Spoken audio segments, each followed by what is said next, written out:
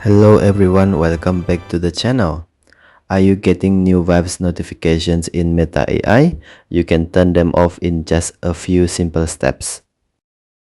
This is useful if you want fewer notifications and a more focused, less distracting experience while using the app. Let me show you how. First, open the Meta AI app on your Samsung Galaxy S26 Ultra. Tap the menu icon in the top left corner of the screen. Then tap the settings icon.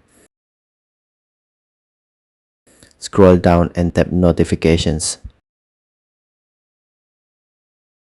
Next, open following and follow us.